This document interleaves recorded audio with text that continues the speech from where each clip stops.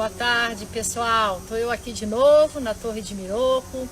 Então hoje a gente vai continuar um pouco dos fatos históricos para a gente chegar no nosso objetivo principal, que é a Ikebana. Eu vou contar um pouco da história de onde começou a Ikebana. Nós falamos do arranjo Kugé, que foram os arranjos principais na época, que foram feitos por monges budistas, naquela época onde os templos se instalaram no Japão. E de lá, esses arranjos foram ganhando outros hemisférios. Porque o Japão, durante 300 anos, ele foi governado pelos imperadores, né? Os imperadores eram a voz única japonesa, era uma família grande que tinha nesse império, e eles dominaram o Japão durante 300 anos.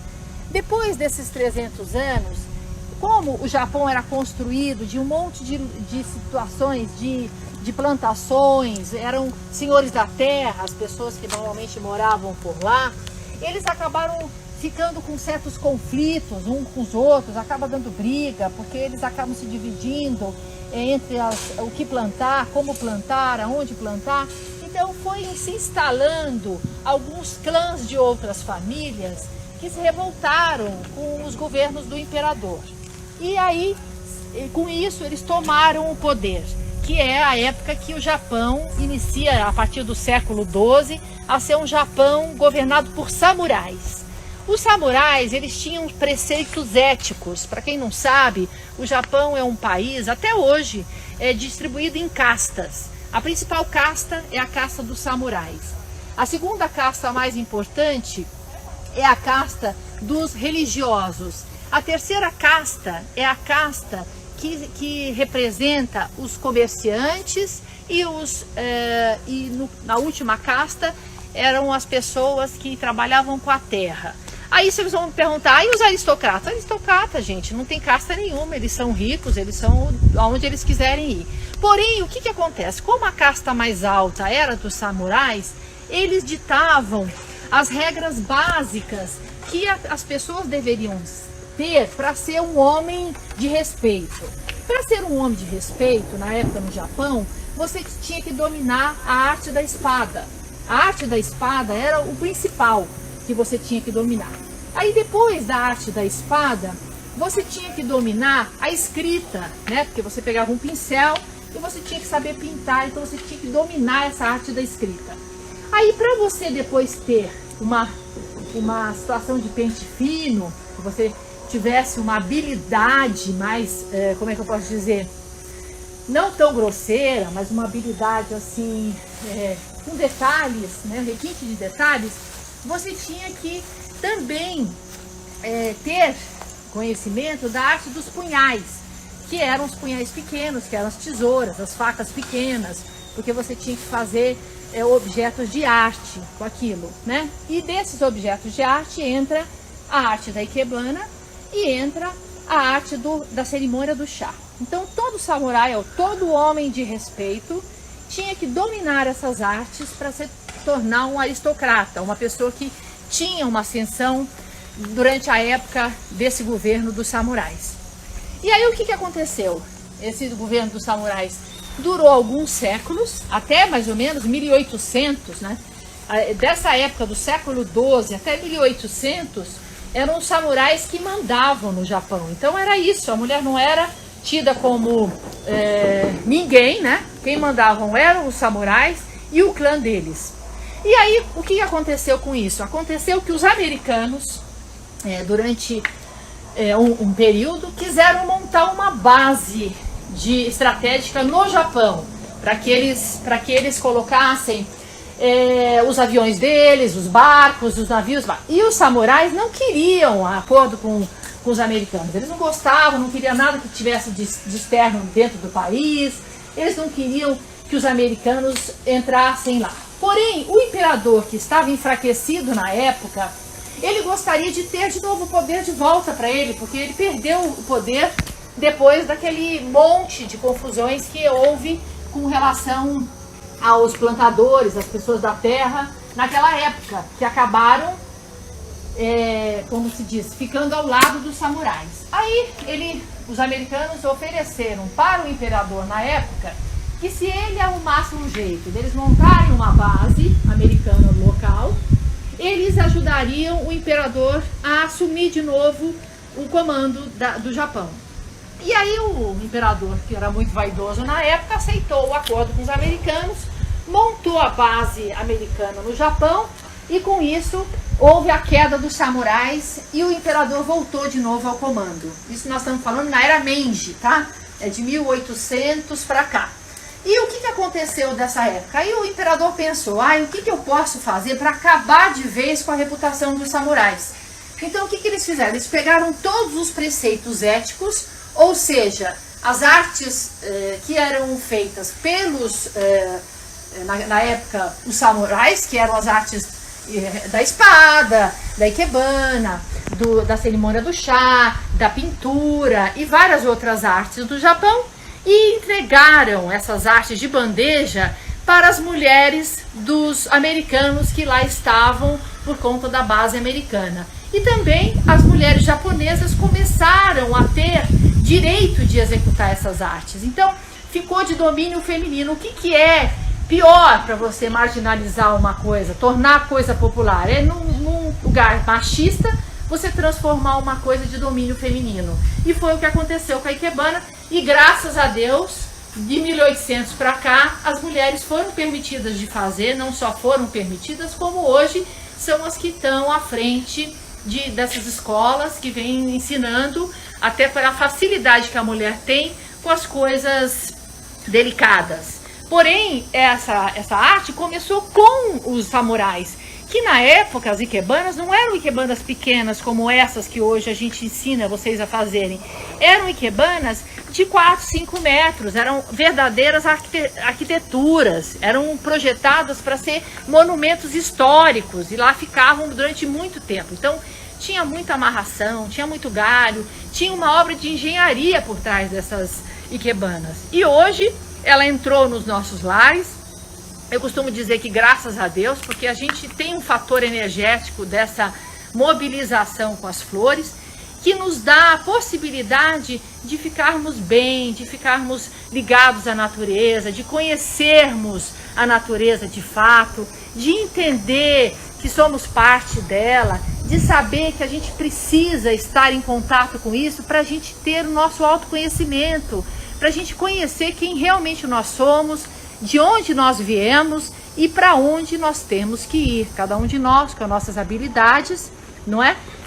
Entrando nesse eixo, né? Que é um eixo bastante interessante de conhecimento da arte através das flores, porque uma vez que a gente trabalha essa arte, é uma arte que ela é completamente diferente, por ser uma arte que trabalha com a natureza, que trabalha com material que é vivo, um material que não está ali para que você possa usufruir dele ao seu bel prazer.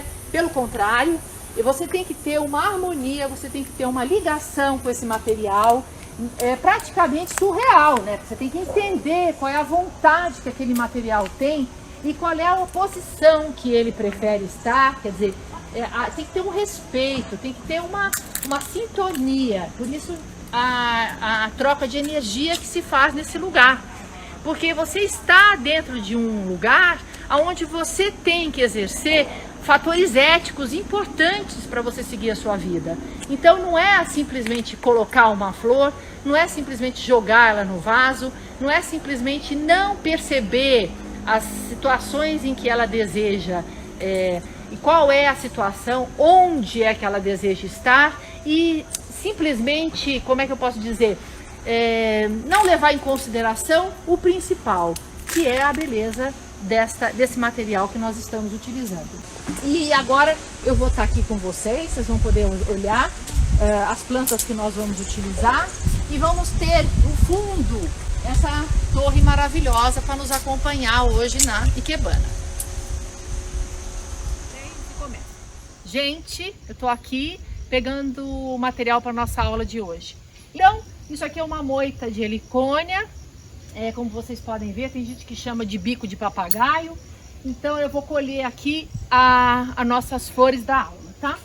Normalmente o que a gente faz? A gente desbasta as folhas que a gente não vai utilizar, tá? O mais próximo possível do caule. Olha lá. Agora vamos começar? Nós pegamos lá embaixo essa flor, que é uma flor de helicônia, tá? Vou mostrar para vocês. É uma planta que tem muito aqui no Brasil. Essa planta é uma planta tipicamente brasileira, porque a gente tem muito nossa Mata Atlântica.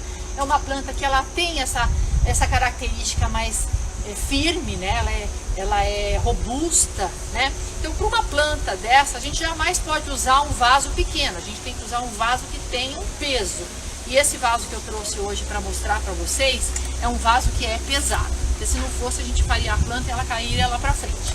E agora eu vou olhar o tamanho que eu vou colocar ela no meu vaso para eu poder colocar ela lá. Como vocês vêm me acompanhando nos cursos que eu tenho dado de Ikebana, nas lives que eu venho fazendo, eu sigo um arranjo livre. Por que eu sigo livre? Porque eu gostaria que as plantas sofressem o mínimo possível. Então o arranjo livre não tem aquelas medidas, aqueles padrões, que depois a gente vai, daqui para frente, quando a gente começar a dar aula aqui, a gente vai estar dando pouco a pouco, só para vocês terem uma visão espacial do que é o tamanho proporcional ao vaso que vocês têm. Mas hoje, o principal é aquilo que a gente sempre combinou. Vamos nos concentrar num objetivo maravilhoso, todo mundo, e vamos pensar num desejo muito especial para que você realize agora, ou daqui 5 minutos, ou no máximo uma semana, para a gente testar que isso realmente dá certo. Eu vou projetar agora o meu. E agora nós vamos cortar. E essa folha eu não vou utilizar porque esse vaso, ele é um vaso pesado, mas eu não vou conseguir aguentar essa folha e esse tamanho de caule. Então eu já vou começar a cortar a folha, tá? Vou cortar, vou jogar aqui no chão, depois eu vou me arrumar aqui. Como essa helicônia, ela é muito robusta, eu vou tirar um pouco desse peso na parte de baixo dela, ó. Isso aqui não machuca a planta, tá, gente? Isso aqui é só uma limpeza. Bom, aí eu fiz uma limpeza. Aí o que eu faço? Eu chego no meu vaso e vejo a altura que eu quero utilizar a planta e vou e corto na altura que eu acho que eu devo. Sempre, como a pessoa não tem uma experiência boa visual, o melhor que tem a fazer é ir cortando devagarzinho. Então você corta e você coloca a planta no vaso, tá? Vou fazer de frente para vocês, depois qualquer coisa eu corrijo, tá? Então, você coloca a planta no vaso. Simplesmente o fato de você colocar no vaso, ela já está traçando o lugar dela. E amanhã, se você olhar, ela vai estar num outro posicionamento, porque ela também tem vontade própria, né? Então, a gente vem aqui na segunda flor que eu peguei, tá? Vamos aqui tirar também esses excessos, que pesa muito na hora de você colocar o arranjo. E aqui, essa folha, ela também é uma folha muito grande. Porém, se eu tirar aqui, eu vou sacrificar muito essa parte de baixo dela. Então, eu chego aqui, ó, e eu corto numa altura que não fique na frente da flor, mas que eu consiga colocar ela de uma forma harmoniosa. A minha intenção é que cada uma tenha uma altura diferente, para dar um ritmo de crescimento. Isso aí é normal na vida. Existem pessoas mais velhas, pessoas mais novas, crianças. Então a gente dá um ritmo de crescimento para isso. Então o ideal é que não fique as duas exatamente do mesmo tamanho. Então eu vou encaixar essa flor aqui de uma forma livre, gente. Não tem necessidade da gente fazer uma coisa toda rebuscada. Eu poderia fazer aqui um acabamento de vaso. Porém hoje, com as dificuldades que a gente tem, eu gostaria de passar a beleza para vocês no mínimo possível de flores, no mínimo possível que a gente tenha que sacrificar a natureza para que a gente consiga o nosso objetivo, que nesse caso é um objetivo nobre. Por favor, peçam um objetivo nobre para elas, porque assim, com essa nobreza de atitude sua, nunca vai te faltar uma flor, nunca vai te faltar beleza na sua vida, e isso vai acabar sendo uma coisa que vai ser um exercício.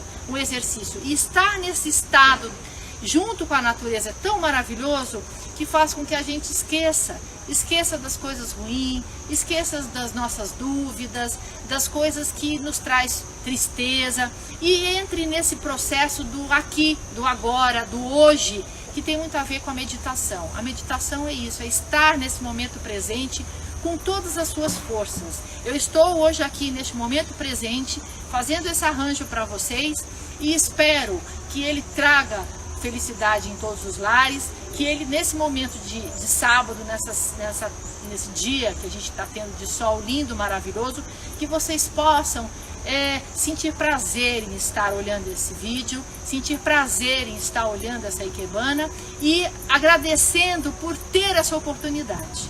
Eu vou dar uma olhadinha nelas de frente, só para ver se eu tenho que corrigir alguma coisa, mas como a planta por si só, ela já se recoloca, eu diria que aqui, olha, talvez eu traria um pouquinho mais pro canto, só para ela se harmonizar mais com a outra. E é isso, gostaria de agradecer e no próximo mês estaremos aqui de volta. Eu espero poder dar um passeio de barco, mostrar para vocês a entrada de como a gente faria para entrar aqui no templo, a rota certa que seria, e agradeço todos que estão ligados com a gente e aqueles que vão se ligar depois. Obrigada!